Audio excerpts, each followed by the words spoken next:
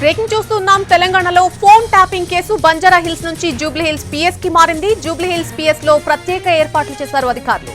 ఈ కేసులో ఇప్పటికే కీలక ఆధారాలను సేకరించారు.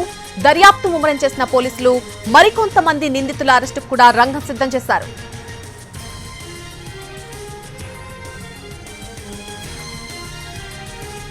తెలంగాణ ఫోన్ ట్యాపింగ్ కేసుకు సంబంధించిన అప్డేట్ మనం చూస్తున్నాం. బంజారా హిల్స్ నుంచి ఈ కేసు జూబ్లీ హిల్స్ పిఎస్ కి మారింది. జూబ్లీ హిల్స్ పిఎస్ లో ప్రత్యేక ఏర్పాట్లు చేశారు అధికారులు. ఈ కేసుకు సంబంధించి ఈ కేసులో ఇప్పటికే కీలక ఆధారాలను కూడా సేకరించారు. దర్యాప్తు ముమ్మరం చేసిన పోలీసులు మరికొంతమంది నిందితుల అరెస్టుకు కూడా రంగం సిద్ధం చేసినట్టుగా తెలుస్తోంది. ఇదే అంశానికి సంబంధించి మా crime input editor Ramesh Vaitla పూర్తి అప్డేట్స్ అందిస్తారు. రమేష్ వైట్ల, తెలంగాణలో ఈ ఫోన్ ట్యాపింగ్ కేసుకు సంబంధించి బంజారా హిల్స్ నుంచి జూబ్లీ హిల్స్ పిఎస్ కి మారినట్టుగా తెలుస్తోంది. పూర్తి అప్డేట్ ఏంటి? ఏదైతే పంజగుట్టలో ఏదైతే కేసు నమోదైన తర్వాత ఈ కేసుని పంజగుట్ట పోలీసులు విచారణ జరపకుండా ఒక ప్రత్యేక బృందాన్ని అంటే జూబ్లీహిల్స్ ఏసీపీ గిరిధర్ నేతృత్వంలో ఒక ప్రత్యేక దర్యాప్తు బృందాన్ని ఏర్పాటు చేయడం జరిగింది. అయితే ఈ కేసు సంబంధించి పూర్తి స్థాయిలో ఇప్పటివరకు కేసు దాదాపు 2 నెలల నుంచి కేసు నడుస్తున్న బంజారాహిల్స్ పోలీస్ స్టేషన్ లో ఉంచి ఆ మేరకు కేసు విచారణ జరపడం జరిగింది. అక్కడనే మొత్తం 4 పోలీసు అధికారులను అరెస్ట్ చేశారు.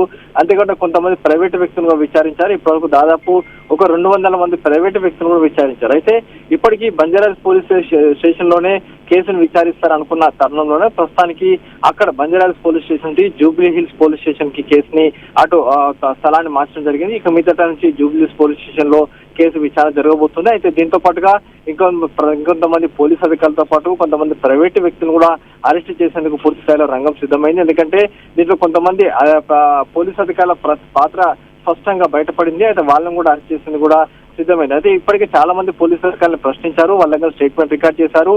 దీంతో పాటుగా కొంతమంది ప్రైవేటు వ్యక్తులు కూడా విచారించారు, వాళ్ళ దగ్గర కూడా స్టేట్మెంట్ రికార్డ్ చేస్తారు. అయితే ప్రస్తుతానికైతే ఈ కేసులో మరికొంతమంది ప్రైవేటు వ్యక్తులతో పాటు కొంతమంది పోలీసు అధికారులని అరెస్ట్ చేసేందుకు అటు రంగం సిద్ధమైంది. ఇప్పుడు ఈ కేసు సంబంధించి ప్రభాకర్ రావు ఇప్పుడు ఇంకా విదేశాల్లో ఉన్నాడు, మరొక ప్రైవేటు వ్యక్తి కూడా అటు విదేశాల్లో ఉన్నాడు. అయితే వాళ్ళిద్దరిని రప్పించేందుకు పోలీసులు ఏర్పాటు చేస్తున్నాయి. ఇక్కడ హైదరాబాద్ లో ఉన్న ప్రైవేటు వ్యక్తులతో పాటు కొంతమంది పోలీసు అధికారులను అరెస్ట్ చేసేందుకు పోలీసులు రంగం సిద్ధం చేశారు. నల్లి right Ramesh Vaitla, thanks for the update.